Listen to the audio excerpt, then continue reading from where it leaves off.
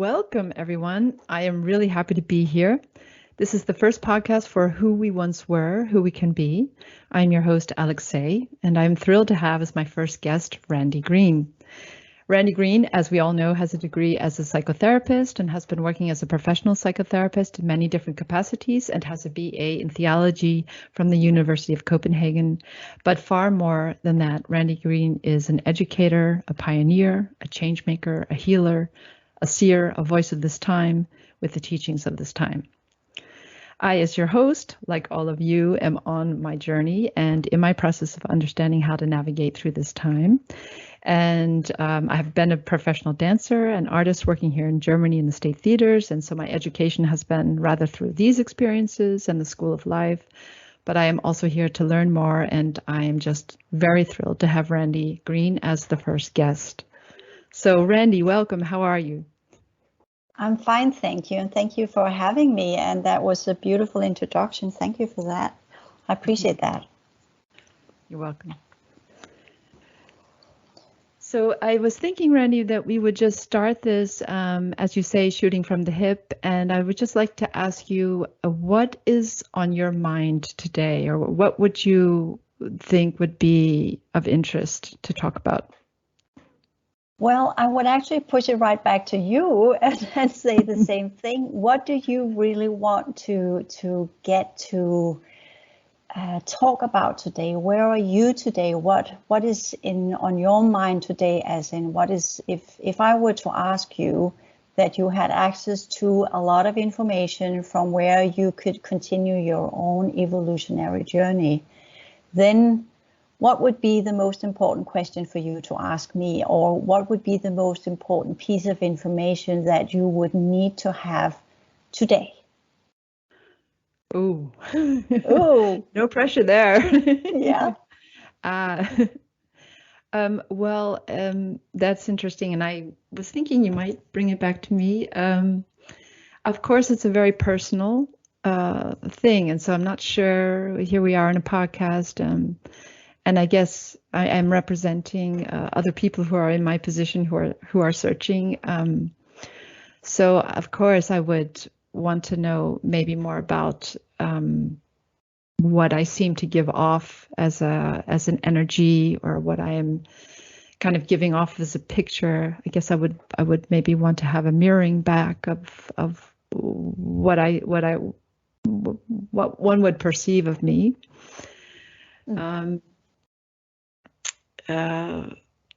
Maybe I would center on how does it come to that each time getting on that top of the wave of what is in the day. Each day seems to be so different, and how can I get to the essence of every moment of every day? Well, these are good questions. And at the same time, I'm also thinking a little bit about that your listeners and the ones that have been following my work are perhaps new to this progression work and the progression sciences. Thinking about what is this, perhaps even thinking about it within the context of traditional spirituality, traditional healing work, or traditional aspects of what it means to be a human that is evolving and progressing, and what does it really mean to progress? I know in America being progressive means that you are a Democrat, right? So this is not what we're talking about. But progressing means to develop. It means to push something to the next level. It technically means to ask the right questions, to get the right answers, and then at the same time continue into asking new questions. It is a journey of challenging ourselves to constantly ask the right questions, challenging ourselves to constantly push ourselves beyond our limitations, our comfort zone as human beings, our comfort zone of I want to be this, or I want to be that, or I want to achieve this, or this is what will bring my life into a wholeness. This is what will make my life more fruitacious. This is if I just achieve this, then I'll be a better person. Or if I just achieve this, then I'll know how to work with energy. So there is this orientation of achievement, which you as a professional dancer have been working with. And I'd like to ask you, as a professional dancer, what drove you to become so skillful and do that amount of training every day? What was the underlying drive that you had? Very interesting. Yeah. I have, okay.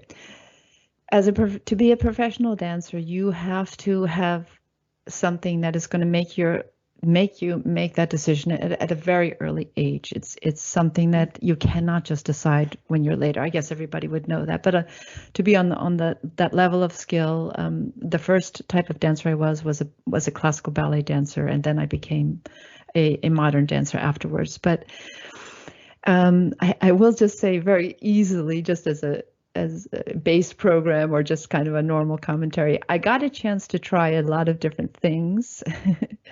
And it was the most attractive, of course, because in comparison to gymnastics or in comparison to swimming, which I was actually talented in, I felt that there was a completeness in the art of the classical ballet. It encompassed not only an incredible physicality, but it had the fantasy, it had the work, it had the beautiful connection to the classical music, which was based on old patterns and tradition. And so this hit me like a wall when I saw this. I didn't even see a dance performance. I just saw a classroom. I was just watching some girls being given a class, and it was so magical and so amazing that largely because of a progression couple, I would say almost two teachers that were just complementing each other very well, a married couple. And they're on top of that, though, so I'm painting this one picture, and on the other side, I did have a crisis. This is sometimes where you really get let's say a slap in the face, or you really get that moment of realization that the situation you're in is really not suitable to you, and you want to find something else, or you need another outlet. And when the dance came, it was just no question. It was just, this is it. This is something really worth it. This has everything. This has a beginning, a middle, and an end, but the end is never ending, because dance is never ending. You are never good enough. Every little movement you do can always be better. And I think I was very attracted to that. Actually, now that I realize it, I was attracted to, you are never perfected. There's always something more. Yeah. And that is the same way with the progression work. Yeah. Completely. I couldn't have said it better, because it is when professional dance, mostly in ballet, but also in modern dances, which I am not skilled in, which I have no bigger understanding of other than what I have seen. This, for me, or it's martial art, this ability to work with the physicality, to master the physicality, and be driven to master the physicality in that manner, that way, is one of the foundational levels of mastery of energy, because the body's made of energy. So to push ourselves constantly into that daily work. How many hours a day did you normally train when you were on the peak of your professional career as a dancer? Oh, the whole day. Exactly. At least, exactly. 7 to 8 days, 7 to 8 hours, in a day. Exactly. Yeah. And when we talk about the progression work and putting it really into its highest level of performance, the performance rate of that is training 24 hours a day. It's literally all the time. It's a lifestyle. I live to do this. it's not just about becoming a professional dancer or learn to move with the energies of the room, as in the hands movements, where you work with the energies of the room that makes your hands unfold and slide through the air, almost following energy streams where they take on different forms, which we are also seeing in people that are doing spiritual dance or are moving in trance or in ecstasy. They follow the energy course of the room that goes in and becomes part of the physical body, becomes part of the etheric field, from where the body suddenly becomes light. It becomes lighter as well, and it can suddenly do movements which we thought were impossible. Yeah.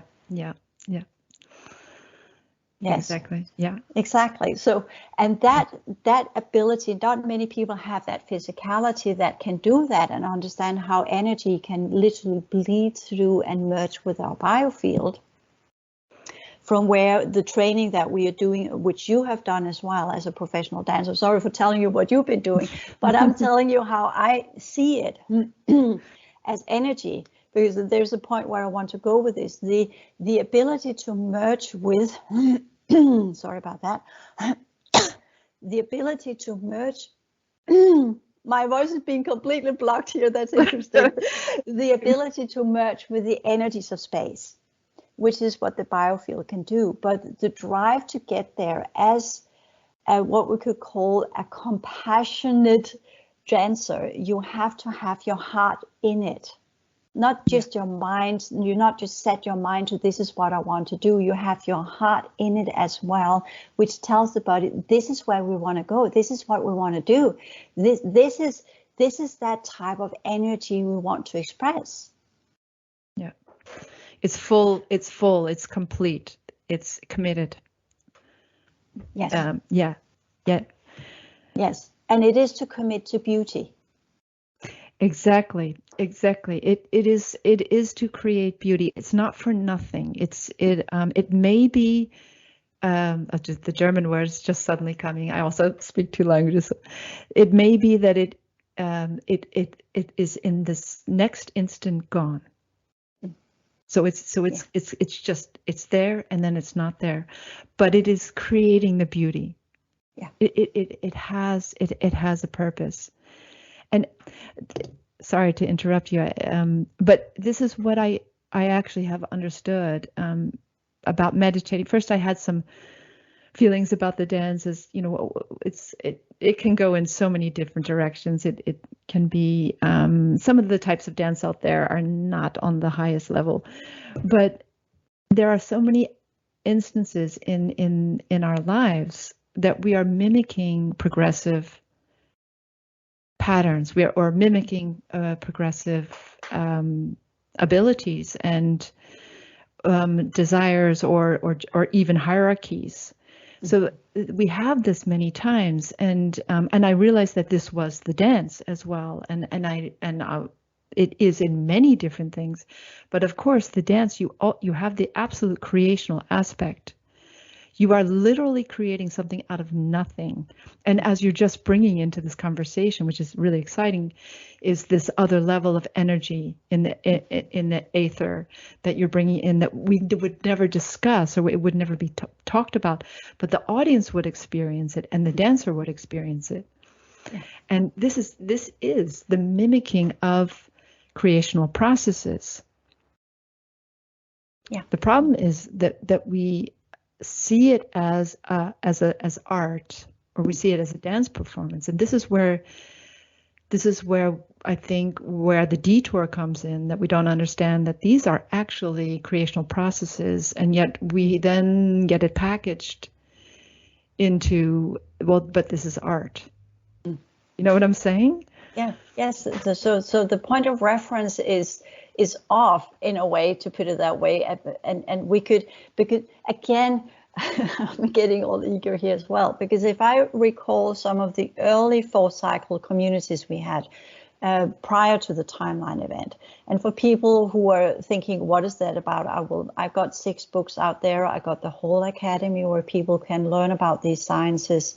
I have got the higher order Density One Work Institute, which is another website I've got going with the reconfiguration work. So there's a lot of background information people can explore and investigate themselves. There are free material, but there are also paid material. But when I remember the original 4 cycle communities before the timeline event, and that's so far back in time, it's before actually what we could call the wall in time. It's before even this reality as we know of it, before this universe even came to be, in the prior worlds that were before that, as part of the original progressive projects that we had got going here to upgrade and explore and develop the consciousness units of the holographic metaverse civilizations. I call it holographic metaverse. Of course, it was called something else because we didn't speak English.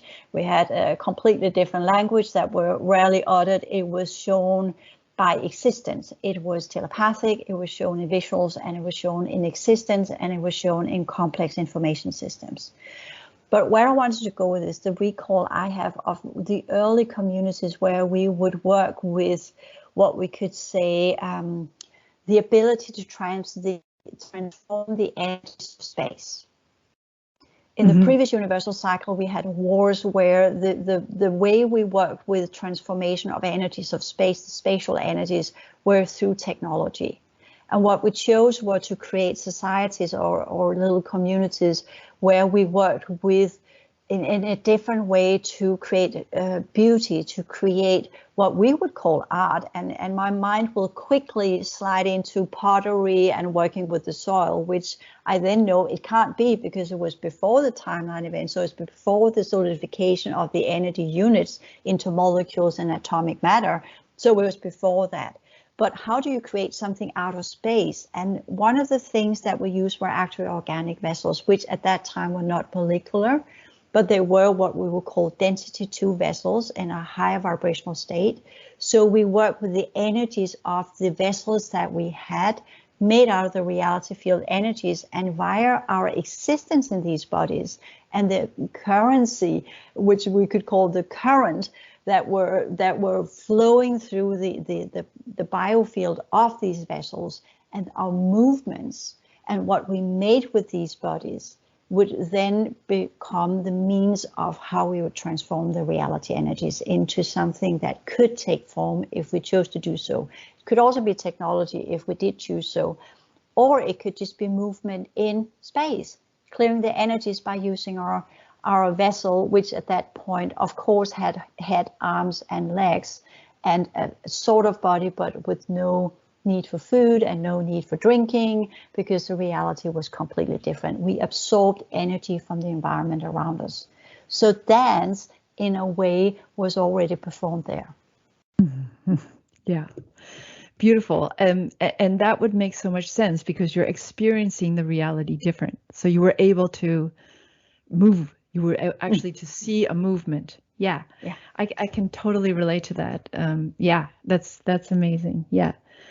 That is what it is. And I have a feeling, I don't know if it would have been at that time, but I realized a lot of the movements I was attracted to in the modern dance were very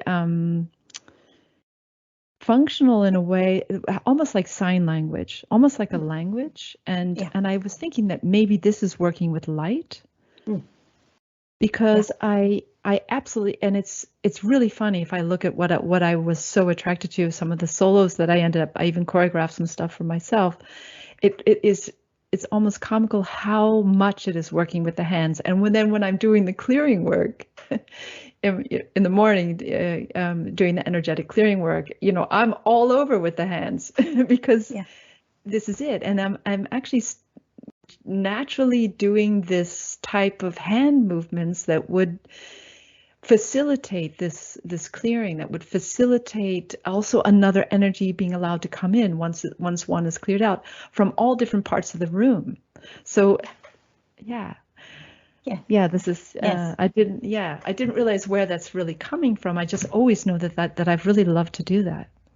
Yes. And remember when you, years ago, back in 2017, when you began working with some of my material, you did the the basic energy work videos where I'm still presented as a video and showing it my hands. So you what it was you said to me, that it was like the way I moved my hands were like a dancer, that I had these very soft movements with my hands as I worked with the energies and did the clearing work.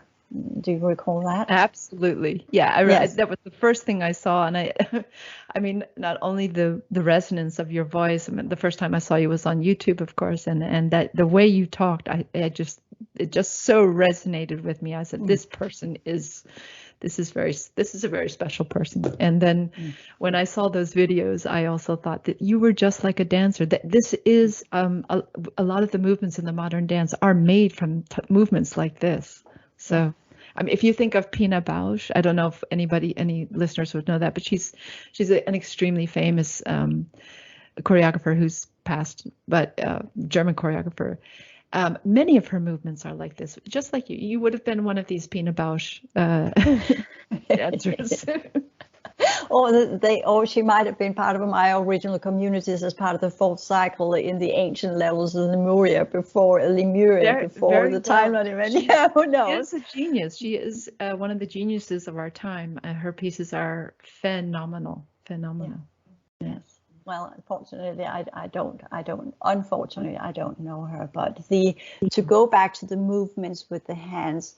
When we begin to work with spatial energies, not only in our own clearing work, because the first space we begin to clear using our hands, the hands are connected to the fourth dimension, or what we call the basic vibrational level of density 2. So when we move our hands in specific directions, we know, for instance, within the Buddhist line of thoughts, we have the mudras, which are also used in the guru teachings of the Hindus, right? So we have the mudras where we understand that hands grip the energies of space. It is both where we can grasp and grip the energies of space, but it's also where we can direct the energies, the vibrational energies from our heart. So we have that movement of both being able to take and grip with the hands and pull it into our field from where we can there work with it. Or we can do the other way where we work from our heart, from the inner walls, the inner realms out into the outer environment, also using our hands as instead of gripping, there we make the hands flow with the energy. We make the hands point in the web of reality energies, because the holographic web behind our reality is capable of connecting to our hands.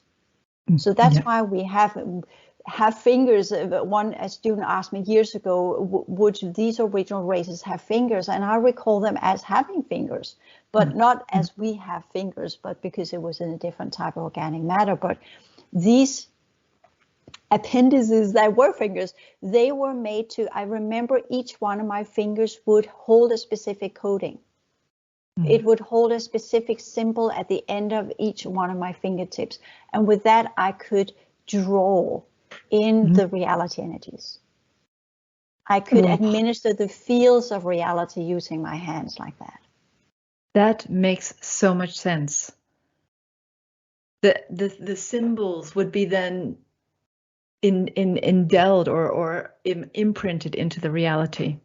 Yes, because I would be co-creating with reality. And at that point, whatever we would do would be for the highest good of the many, always. So what I would do would never be for selfish purposes. It would always be for the community I was part of. If the idea of working with reality and reality energies were to ensure that everybody would reach the highest purity rates, the highest standards, and the highest progression rate. So I would administer the energies of the field around me so that my energy field would emit that possibility for everyone around me. And at the same time, as I was retailoring and reconfiguring my own field, that would emit or vibrate out into the surroundings and other people's spherical reality fields they had, because we both have the local reality field that's around our body and the global, which is the joint space of all that exists in that reality field. That's the original dynamics. So we're talking of something that's very, very ancient, but that's where the hand movements comes in as part of existing in a joint field, where the only tool we technically have to express our different forms of consciousness and energy would be through movement.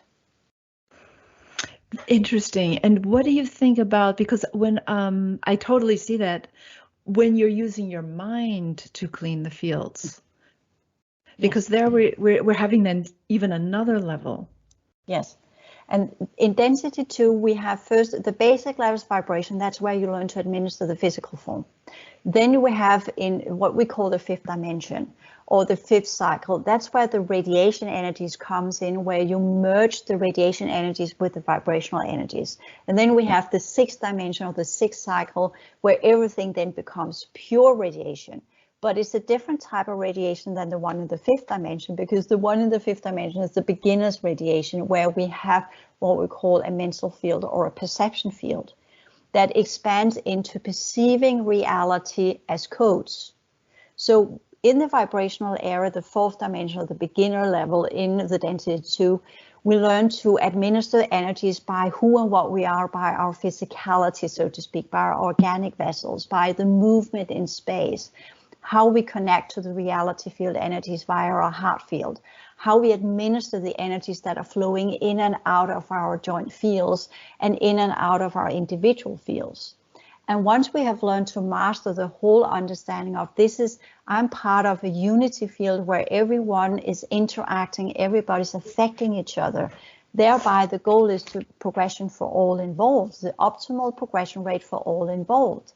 Once we master that one, then we begin to have what's called the perception field activated. And we're here again talking before the timeline event, which is interesting that you and I have a conversation that brings us so far back by beginning to talk about dance.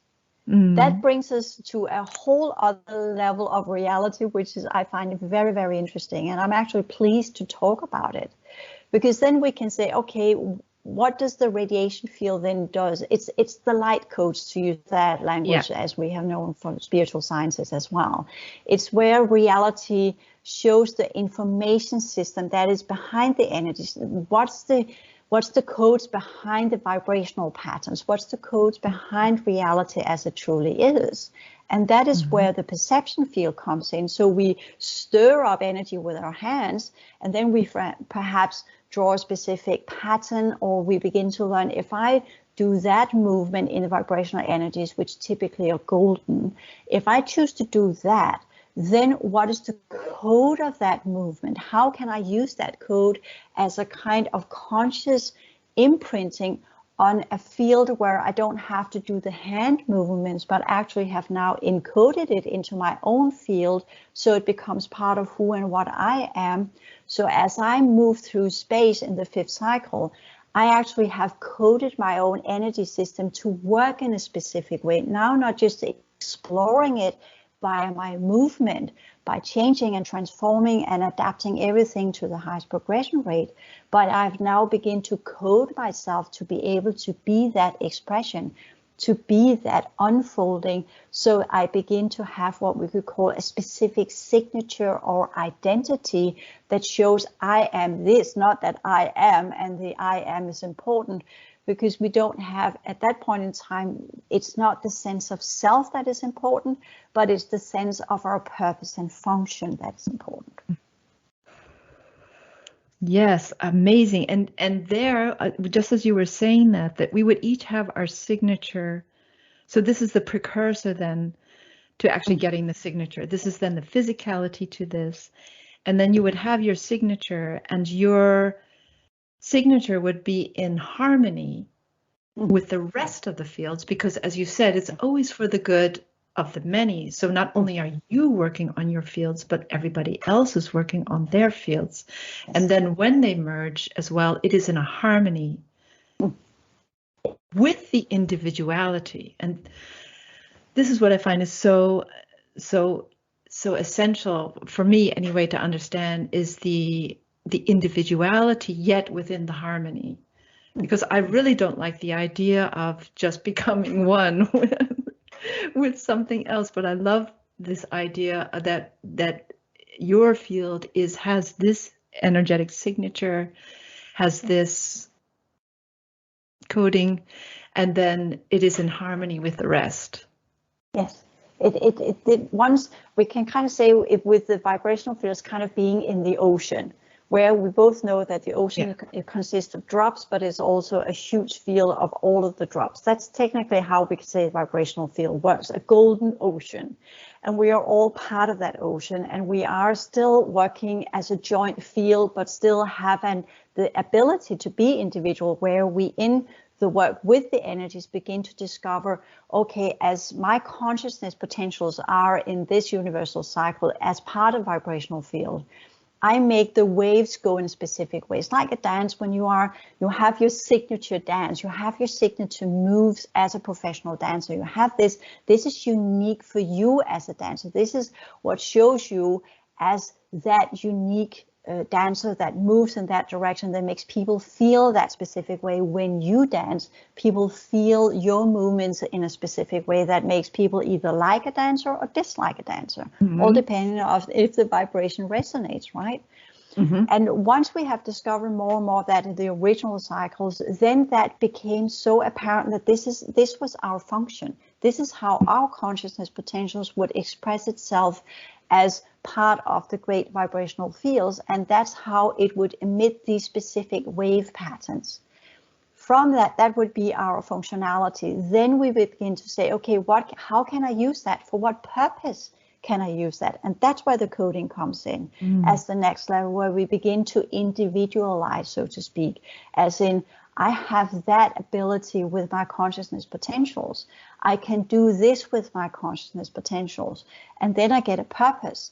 And from that moment on, we begin to prosper as purpose and function, which gives vibrational field and our radiation field a purpose and a function that merges with our physicality into where we technically become an individual in the density 2 as part of the 4th and the 5th cycle. But we have always been what we could say sovereign, because our consciousness potential are sovereign for us. That's part of our highest level of existence, and that's always individual. And technically you can say, well, we don't need quantity of people, we need quality of people. In the original worlds, there were not that many organic vessels as there are today. There were fewer because each one represented more or less a whole lineage. We could say a whole universal lineage might be divided over 12 universes, but each lineage might only have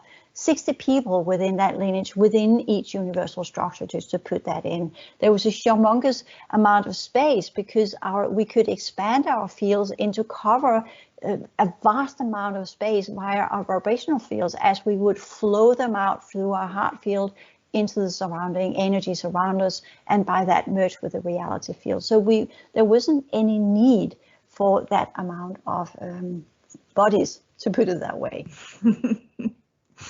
Yes, quality bodies as well. Yes, exactly. So high performance rate bodies, which I think, and I would like to say that is what, when people are working and have been working as you have with your body as a professional career, as a dancer or martial art or whatever it is.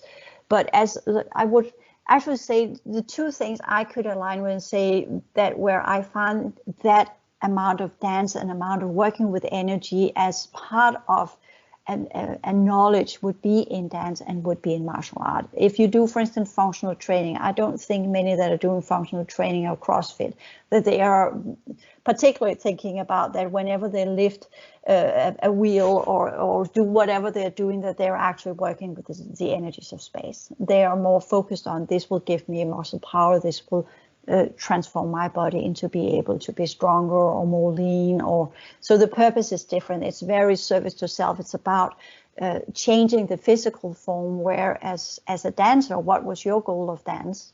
You want to express something, right? Yeah, exactly. And so such an interesting thing when you mentioned before the individuality within the field and the weight, and as a dancer you it's so fascinating that you get so close knit in this little cosmos that you're in, whatever company you're in.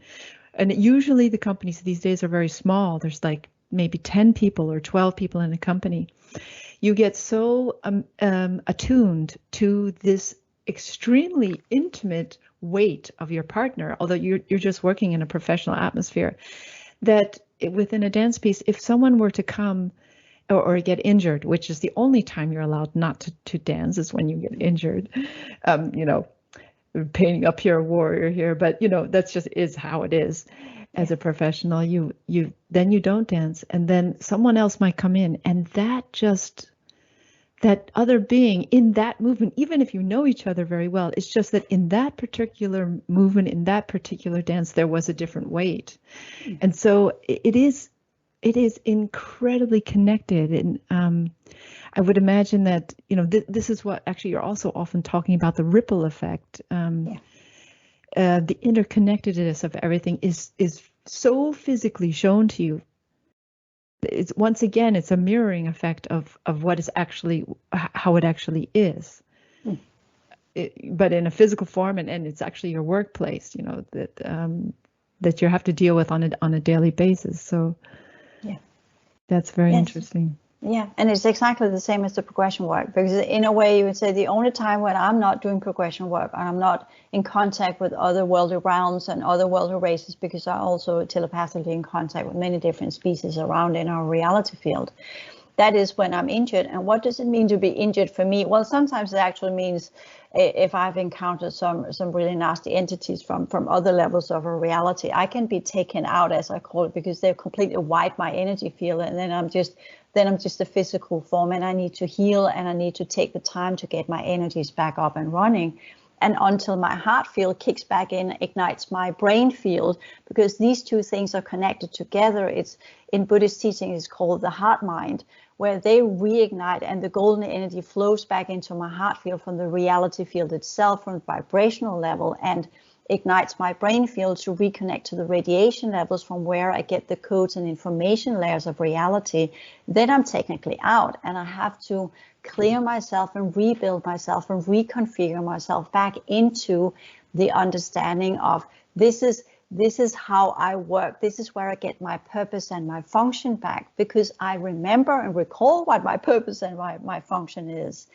And that's what I constantly realign myself with when I get myself back on track, which you as a professional dancer did as well. When you got wounded or injured, well, you know why you wanted to come back in the game. Either it was because you wanted to be part of that play or that setup or that specific dance or that what you call a tour you had to go on or whatever. You knew that was the purpose, that you wanted to get back in the game. You wanted to take your role again. You want to be part of the troupe and do your part of the play or the dance setup or whatever you call it. Sorry for not having the right words there, but yes.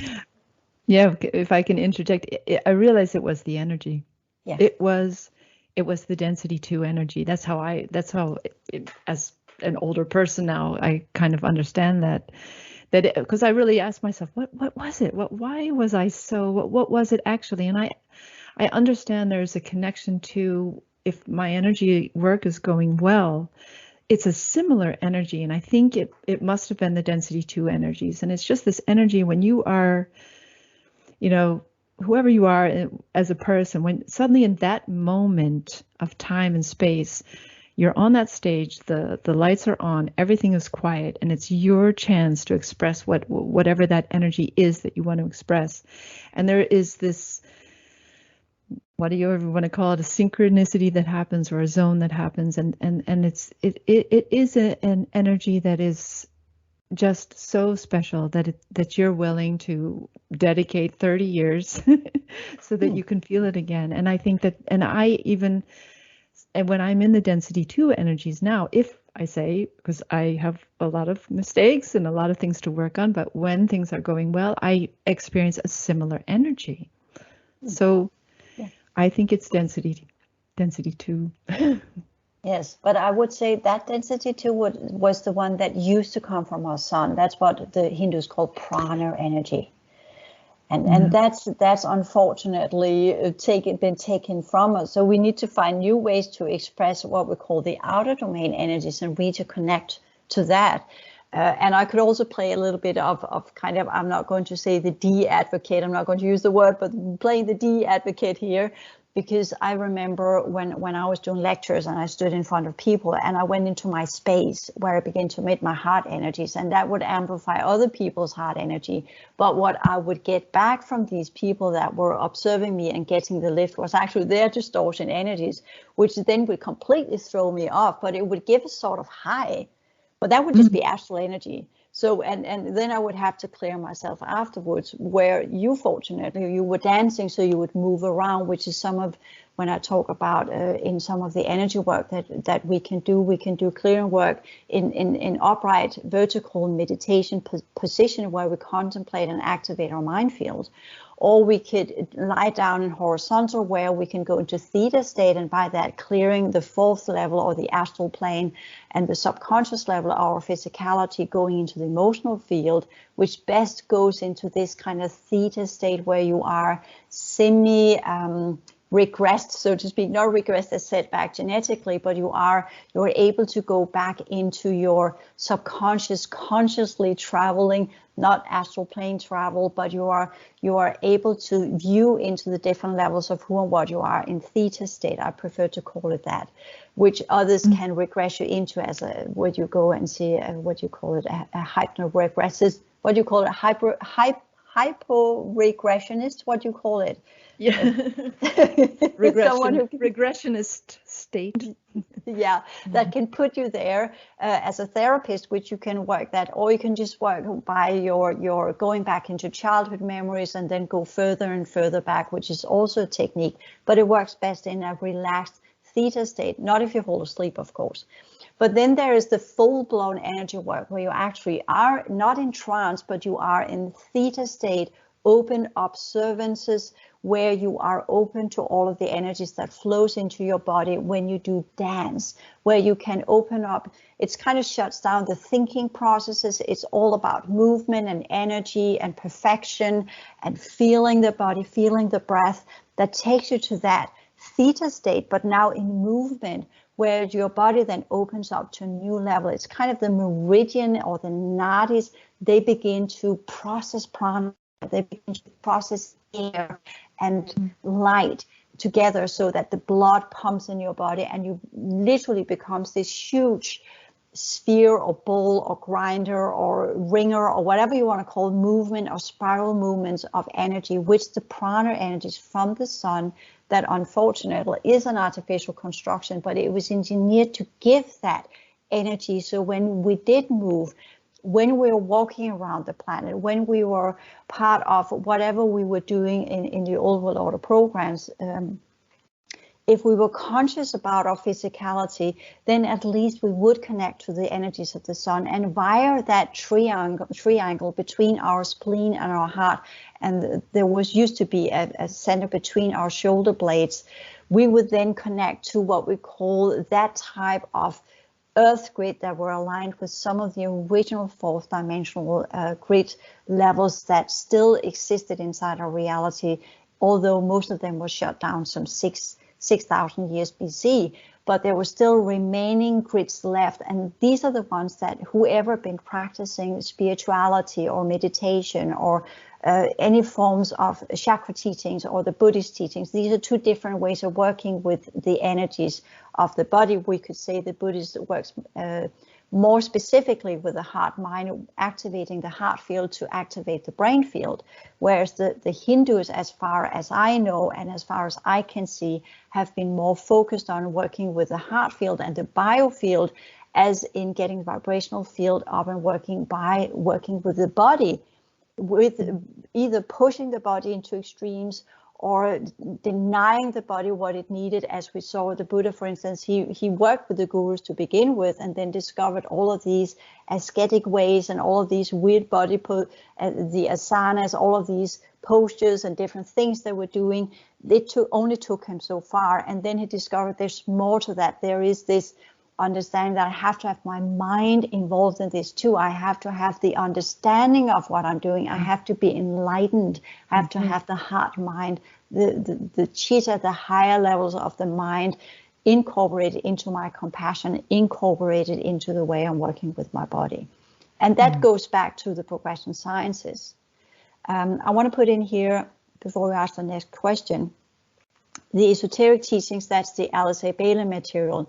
They actually say that the Buddha was the one that worked with the biofield and lifted it into connecting to the mental field. And that could very well be, I'm not going to say it is or it isn't, but the way I explained it before is the way I see it when I recall some of my understandings of how the path to Buddhahood works, and how, when I have looked into it, this is how I will interpret it. Be it right or be it wrong, we don't know, because unfortunately I can't communicate with Siddhartha himself because he's long gone. So yes, that would be nice though.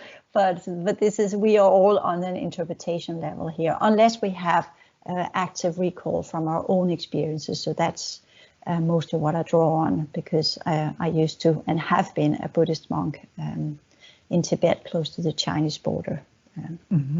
Right, exactly. Yeah. Yes. Yeah, and so you would have worked with that as well. And that was interesting also what you said, that this conscious integration that was happening there, this was this higher level, that this is way beyond, and this would also then create, once again, the signature, this resonance. This would imbue the dancer, the actor, the person, the monk, the priest. This would imbue the fields even more so. So yes, that's beautiful. Yeah. Yes. So there are 3 ways we can work with our physicality to get the essence of the day, as you asked the question to begin with. One is in upright meditation contemplation. Meditation is to learn to hold the still point of observance, where you observe everything. There is learn to focus your energies. You, in meditation, the typical meditation practice, you get very constantly distracted, and your mind wanders off all sorts of places. So the first place to really begin to align the mental field is to learn to observe, both as the observer, but also to reach the focus where you can keep your focus on one specific object. Even if you keep going away, stray away from it, you keep your focus on that object, and eventually learn to have your mind focused without your object and go into the still point, where your mind becomes blank. It's similar to the void, but it's not the void, but you are in that very focused observance, but you are not having any mental processes at all. That's the still point. Once you have that one, then you can ignite via your very, very evolved compassionate heart, which is the first practice of, which is the lying down practice that actually clears the heart field, activates the heart field, and then you're supposed to go into meditation afterwards, interestingly enough. But the beginning of the meditation for most of us I recommend actually to do creative meditation more than going for the still point, because the still point practice and observation is after you have ignited your heart field. So let me complete that one. After you have activated your heart field, you then go into the observance, the practice of observance, and the practice of focused observance, and reaching the still point, from where you can lift the energies of the heart field up to the brain field, and there ignite the golden light in the center of the head, where you ignite the inner light bulb that connects the heart and the mind into a unity with the heart mind. So what people mostly practice now in meditation is actually the step 3 of another type of practice that we need to have. So it all begins with the body. So let's do it in the right order. It begins with the body. It begins to learn to listen to our body. It begins with learning to feel our bodies. When we walk, we feel our feet. When we talk, we feel our breath. Whatever we're doing, we are actively sensing our body. As we talk here, I'm feeling my feet, I'm feeling my knees, I'm feeling my legs, I'm feeling my butt, I'm feeling everything that I am. I feel my hands, I'm talking with my hands while you and I are talking. I feel my head, I feel the sensation of the space I'm in, I feel the energies of the space, I feel my own field. I feel my breath. I feel I'm not breathing correctly because I'm talking. I feel how that feels in my stomach. I feel how my body responds to that. I'm communicating with my body while I'm doing all of this sensing in, are you okay, body?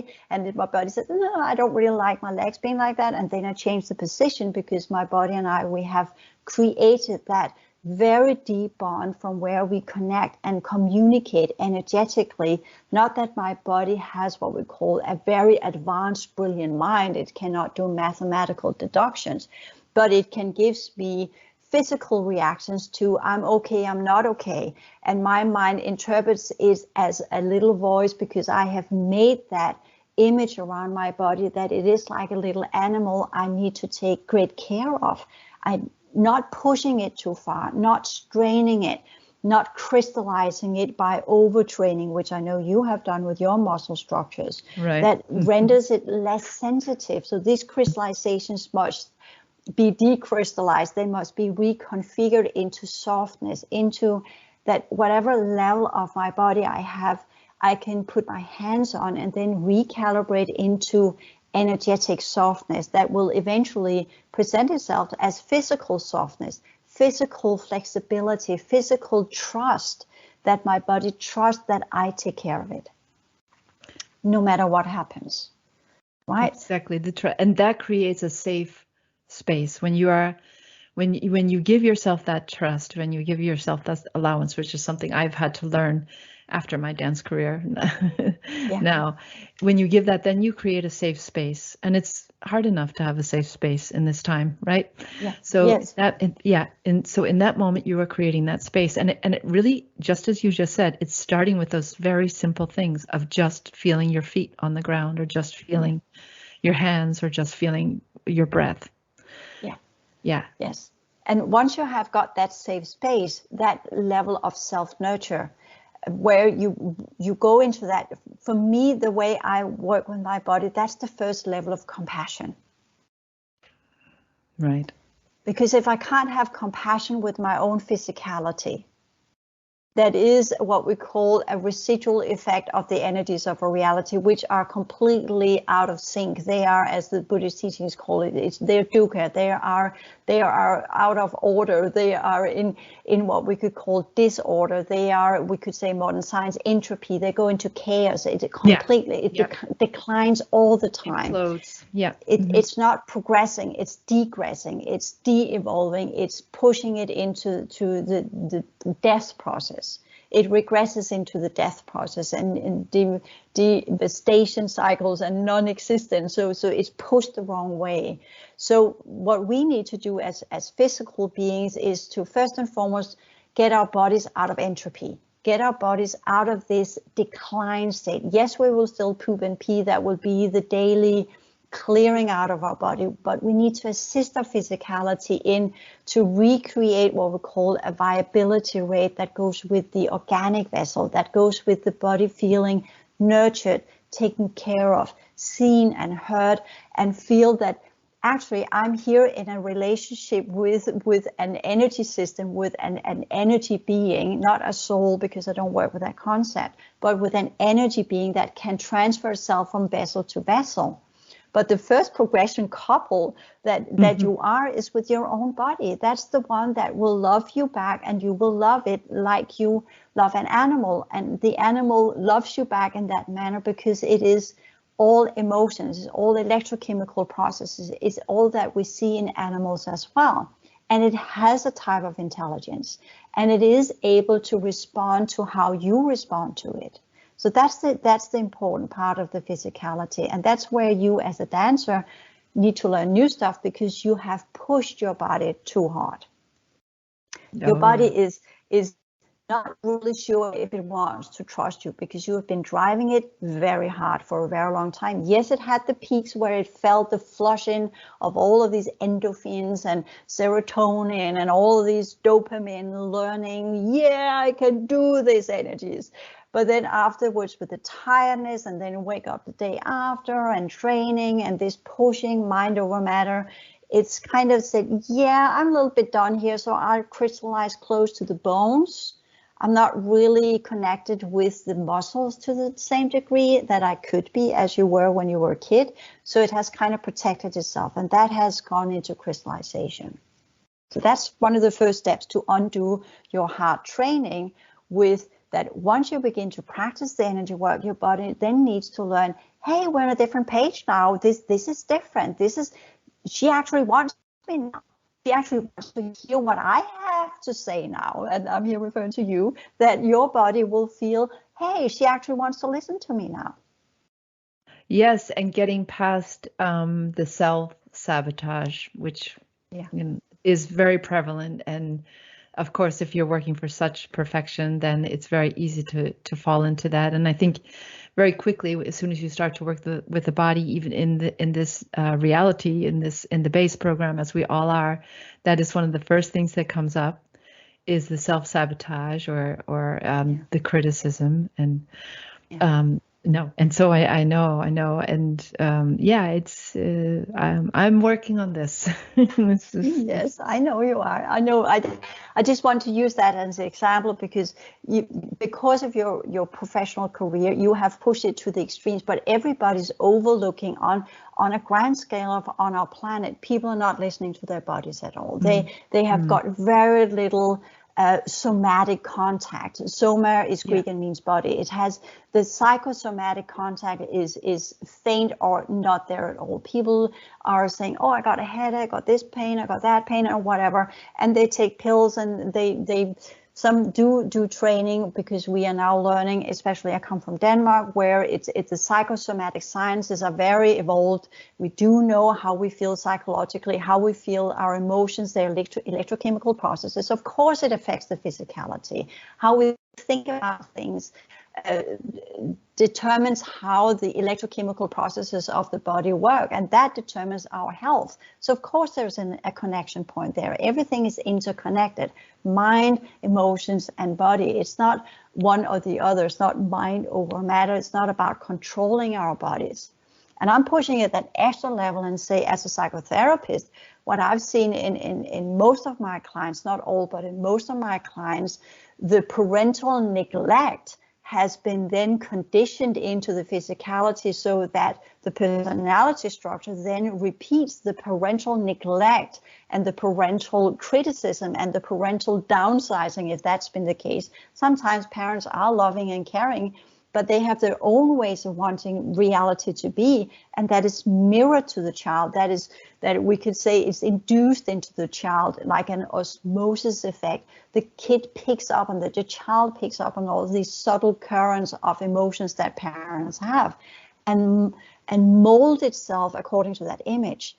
And from there on, that becomes part of the personality structure. I'm not allowed to do this. I'm not allowed to do that, because if I express myself as I truly am, my parents won't really mirror back to me, I'm okay. So this is all about for the child to be mirrored back, I'm okay, I'm good enough, I am lovable. And if we as children do something that the parents don't understand or do not find lovable, then I do not say it, but the energies will be shown. They will have a twitch, they will have a facial expression, they will have some mimic, they will turn their back or whatever. And kids are, all children are, including animals, that's the body itself. It reads body language. It reads the energies that are emitted towards it, like animals do. And that's where we can say, when we get in contact with our body again, animals are one of the greatest teachers for that, especially our pets, because they show us that we can do slight movements, and if they adapt to it right away. They don't need language to adapt to our behavior and our patterns and how we feel and what we are. They do it naturally, like children do. So that's the first part of our journey as well, on a daily basis. Yes. Well, what's interesting is you've brought us back. We've started at the essence, and now we're back to the childhood. And I think this is so fascinating how you are paving this path here, because this is what I've also found. I recently was really directed towards going back to my childhood morphogenetic field. I was given, I think, from a future self of me. I'm not sure what that was, but given the information, go back there again and to work on the morphogenetic field and create that feeling of safeness, of comfort. And that has to do with the recognition, the acknowledgement, and that was the crux of the thing. Was all of us with our turmoil in our childhood is the confusion of the time, or the confusion of the electrochemical processes, however you want to say it, and not being recognized in any sense or purpose. And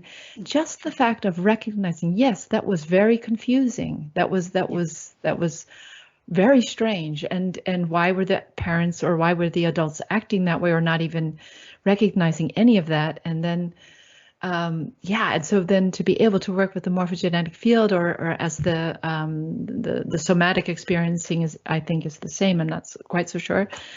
That really can shift very quickly the whole energy. It's just, we need to do that often. Yeah. That's not just one day. That's a lot of work. It needs to be a habit. It needs to be a habit to be so grounded in our bodies. And the Buddha actually worked with the same thing. Most of the teachings are all about the body as well. But then from that moment, once we have regained that ability, the Buddha learned it by the gurus, right? So he had it from there. And then he took it to the next step. And that was the compassion. And that's where I said the bridge between the body and our heart field is the compassion to the body, the progression coupled with our body, with ourselves, with who and what we are in this life, to undo the effects of childhood. And the Buddha didn't do that because he was not a psychotherapist, but he worked in a different way, just to put that in that box and say he worked with this differently from there. But when it comes to the recognition and reconnecting to the body in compassion, that's the best place to begin to activate our heart field. Because once the body feels safe and acknowledged, then it ripples into our parental patterns. Then that begins to ripple up the either trauma, whether it's subtle or strong trauma from our childhood, because you can have had the most benevolent and caring parents ever, but if you come in being a different type of being than they are, and they, by not necessarily because they want to, but they have their ways and you have your ways, and if that somehow clashes and doesn't work perfectly, not all children and parents are similar in structure, then the child must adapt. And that can be felt as a type of trauma, as a kind of, I'm not allowed to be who I am, so I need to chip away pieces of me. I need to mold myself so I function in this tribe, which is natural for all biological beings to do so inside the base program. We adapt to the tribe we become part of. We call it cultural settings, so we won't be ostracized, so that we feel safe in the tribe, so we know that we can function within the tribe. I call that survival. Others will say that's perhaps a little bit too harsh a word, but biologically it is. Not that the child says, oh, I'm going to die if I don't have my parents, but there's this insecurity. I know I can't manage myself if I'm not part of this tribe. So it becomes a survival mechanism to chip away things, and later on it becomes a defense mechanism to keep up our personality structure, because we have not developed all the other levels of ourselves. We have become unauthentic. And that goes with the path of remembering, where we can say, well, we begin to go back to all the pieces we have chipped away in our childhood, just in this life. And we begin to clear the distortion around why we chipped it away. We begin to acknowledge that there were things that were not working perfectly, that things were out of order, they were out of harmony, they were dukkha, they were misplaced, that they was dysfunctional. And begin to integrate these dynamics again as part of the psychodynamics and heal them, and learn to understand where our parents did something that was malicious, and that would clear out as an energy. Why did they do that? And understand that was not because we were beings that deserved that, but probably because they were absorbed in some of their own issues they had not cleared out, and then projected it onto us. So we can decide whether or not we will let go of that anger we feel because of that, or we can transform that anger into kindness and say, well, I understand why they did it. I don't feel it's okay, but at least I understand it, and then I can let it go. And all of these psychodynamics that allows us to go in and heal and mend, which I call reparenting, or not that but it is called reparenting. We reparent ourselves. We take back all of what we should have got from our parents. We clear all of that out and then turn it inwardly and say, that's the next level of my compassion work, is to build up a personality structure where I feel confident with who I am, where I feel in balance with who I am, where I recognize my flaws, where I see myself as I truly am, where I learn to give that kindness to myself, where I learn to be in that caring, nurturing, compassionate mode towards who I am as a person, as a psychological person, our psychosocial structure, with whatever that means. So we've done the body, now we go to the next level, the psychological level, where we do the same process, where we learn to listen to the energies of our social, psychosocial structure, our personality matrix, as I call it. The reason why I call it the psychosocial or the social psychological structure is because that's the one we have as a being, where we interpret energies and sensations with our mind and our emotions, but we also use it in social context. So what we have become is something we project out into reality and in our interaction with other living beings, whether they are four-legged or two-legged or whatever type of living being we are interacting with. We are having an interaction field that comes from what we are and what they are. In that joint field, we have a meetup of different forms of energies, and these we can change in our psychological work, in our inner work. And that's where the lying down clear work position comes in, or sitting up, all depending on how we work best. But eventually, if we can go into theta state, we can then go from the childhood patterns, which we have worked with either with a psychotherapist or in our own clearing work, or we can walk around and do daily chores while we're doing psychological work, suddenly peeling the potatoes or whatever. Suddenly, oh, wow, I suddenly remember that, and then work with it as we train ourselves to be able to process these emotional patterns into a process of transformation and understanding. And as we understand, we let go of something, and other pieces of these chipped away patterns of what we used to be and what we were born with, we integrate and make part of us again and say, no, I want to have that ability. That's me. I like that. That's the strength. I like that one. I'll take that one and make it part of me. I'll integrate that. I'll take that one back. Yes, I might be obnoxious when I do this, but I actually like that little cheeky part of me. I actually like. I know my mom didn't like it, but I actually like it. So I'll take that back and make it me and become proud of who we are. Not in pride, but as in honoring who we are, and feel that honor of, yes, I have taken back what I let go of. I've taken that back and made it part of me again. And that builds in another level of compassion into our heart field that begins us and set us on to the journey of going further back, as in when we play with the idea that we know we have existed before, then we go across the threshold, as it's said in our inner work, where that's where the theta state is needed, where we go beyond this life and go further back and go through the traumas there, which are also unpleasant, but and sometimes even more, because human history is violent and brutal and absolutely misery from A to Z. But if we go further back and there also do the process of, no, that's me, and I honor that part of me because I need that part of me. I want to be that. Even though in my Buddhist monk, I died a horrible death, but I remember everything else I was. I have more and more recall as before that event, as when I was in the monastery and what I was taught there. And that's amazing to get that reintegrated back into my physicality and my emotional field and my mental field. And for a short period of time, I am who I used to be there in the early 1900s. And I have to pull myself into this form again and integrate it and make it part of me, so I don't suddenly begin walking around talking a language that has no place in this reality. My mind is not geared for it, but still, so we don't get inflated by these chipped away pieces of us, but we actually integrate them and make a more wholesome personality structure where we really integrate all of our levels of existence. And these are the ones I call our capacities and our abilities qualities, which allows me to remember what I was taught in the Buddhist monastery.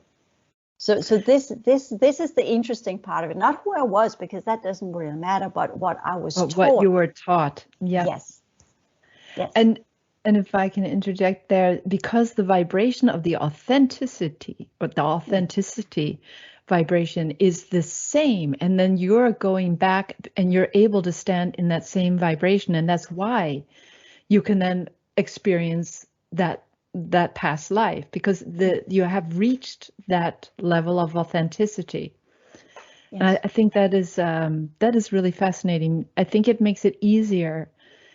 It is because I think, past lives of all the horrible things that societies, and we know from history how you just look at the Middle Ages, how bad that was, so it's really hard to sometimes you don't want to go there because you have the fear. But when you're standing in your authenticity, and that has become more safe to you, or more, that has become what is comfortable, then it makes this expanded advanced psychology of having to face all of these horrendous things a lot easier to face. And it becomes, like you say, a habit. Yeah. If it becomes a habit to feel that authenticity, then it's easier. Yes. And it's easier because the body already trusts you, so it doesn't put up the fear mechanism. It doesn't try to shut you down because it's afraid of its own devastation or succumb to the horrors of what is being presented. As you learn to make your psyche work with you as well, and you have the psyche gets trained to understand that its vibrational purpose is to regain and magnetically pull back everything that's been chipped away from this life and previous lifetimes, it naturally begins to seek for more things that can transform and reintegrate to become more whole. So the body trusts the process of, now we actually turn away from entropy and chaos and this destruction and death, and begun the path back to life, back to who we truly are. And we have worked with our psyche, so that our psyche has now been trained to understand that the dynamics of it, vibrational, pull in, clean up, integrate to become more. The psyche itself says, I don't no longer need to be in defense mode, because the work I'm doing here actually leads me to be bigger, to be more inclusive, to be more caring, to be more loving, to be more understanding. And whoa, that feels good. That's the serotonin kick that really hits the big ding, ding, ding, including the dopamine kick that goes in, which we know the frontal lobes run on, the dopamine that says, this is a learning process that really matters. This is really something that makes me feel good. Not that we are to seek the feeling good or the samadhi, as it's called in Buddhist teachings, not that we're to seek that bliss feeling, but it gives that rush of these chemicals where our emotional field and our biofield begins to work together, and everything tingles and everything feels so fantastic, because we are getting aligned, we are being reunited, which is what the samadhi is. And once that merge has happened, then we can begin to push it into the sitting up contemplation work and the sitting up meditation work, where we can begin to ignite the higher levels of our mind field. So that's a lot of work that we need to go through to reach quote unquote enlightenment. So it's the path of reintegration, it's the path of remembering, it's the path of observance, and it's the path of literally going into what we could say, what is enlightenment? What is the true understanding of working with energy? For me, it is the ability to transform energy to reach our original capacities, from where we again can work with self, others, and reality for the deepest progression processes of consciousness potentials. Beautiful. What can I say to that? Not much more. I think, yes. Wow. Yeah. So in a way, I have answered your question, not in a direct way, but going on a full, beautiful detour, as in, how are you to work with the energies of the day? There you go.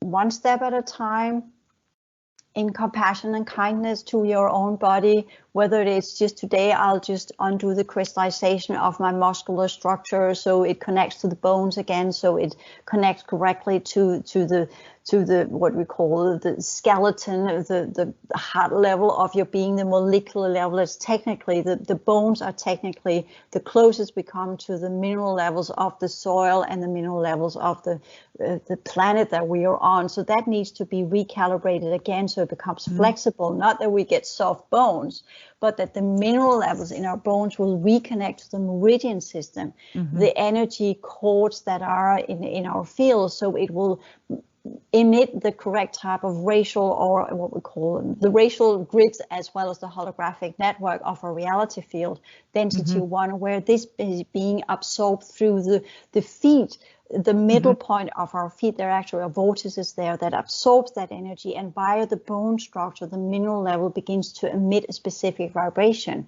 that allows the cells that are connected to the emotional field to begin to vibrate the perimeter, a different cellular structure that then works with the emotional field in loving kindness and compassion and vibration, which then goes into also the center of the DNA that allows us to work with the radiation level. And the radiation level is connected to the heavens and the other realms, whereas our emotional field are connected to what we call the racial grids and the original understanding of who and what we are. And the biofield is connected to the holographic network of our reality. And that's how we become the macrocosmos in microcosmos. Our body becomes a representation of the world that we are part of by working with all levels of what we are on a daily basis. And that is through the dance. Or the sitting up meditation, or the lying down clear work. But yes, I love to dance. That's for me. As the last. Yes, I began in sitting up meditation, but I use creative imagination, which Carl Gustav Jung is teaching creative imagination. Work with the images, go in and work with them, change them, alter them. I have some of these exercises in my books. And then I went into the still point meditation, where I learned to focus. And then later on, I felt the need to lie down and clear. And I fell asleep, of course, to begin with. But as I learned the more and more of the lying down, I actually worked with my chakra system, lying down, clearing out my chakra system because I had one, and cleared that one out until I could nullify it. And then I began working with more deeper levels of meditation. So it's been back and forth. But right now, most of the work I do is in dance on a daily basis. That's where I do most of my clearing work, because there I can combine all levels of my fields, my body, my emotional field, and my mental field in one go when I dance and when I work with the spatial energies in and around myself. So that's a different level today. And it is beautiful because you really went from the baby steps. Baby steps up to the dance, all those different levels, integrating all those, and of course that's the creme de la creme at the end. But this has been phenomenal. It's been really a learning experience for me, that's for sure. No, and it's been beautiful. It's been beautiful to connect it to the energy of dance, because you already had it in you. Had that. One of the things that I really appreciate about your energy system is that you have had that professionality. You have really mastered the energies of your body, which makes it, even though your body is a little bit discontented, disgruntled with you, at least it's trained, it's disciplined. And that makes it so much easier to go to the next level, because it's already, once you connect and you get that nurturing kindness back into it, so your body feels more relaxed and more calm, and you work with it to heal it, then you will have an enormous strength in your psychological work, because you have that discipline. To fall back on. Yeah. Yes. Yeah. It's part of your backbone, literally. It's part of the backbone. Yeah. I know that those capacities do work, and the creational as well. So, and I think creational is also part of the psychological work as well. I mean, being creative about how to face the different aspects of the things that come up. No, well, Randy, I really appreciate this. I guess we're getting to the time where we've said everything, and I think anyone who's listening to this that doesn't know about your work, you can see how encompassing, and this is a work beyond any work that I've ever experienced, and I think that is really out there. That's why I say you are a seer of our times, and you are a teacher of our times. We'll be putting, of course, the websites are going to be listed down here, and my website, which has a lot of references to your work on the website as well. And so I invite anyone who is interested to dive in. Yeah, yes, absolutely. Thank you. It's been an utter pleasure talking to you to get to that level. It's been a very profound exploration journey for me as well, going to that level and finding an energy field that actually were fueling it. So this is interesting as well, where the dynamics between people that are talking together and sharing the original level of information, how we can optimize each other to remember more. So that has been a very beautiful experience as well. Thank you for that. I appreciate that. You're welcome. Okay, thank you. Very nice.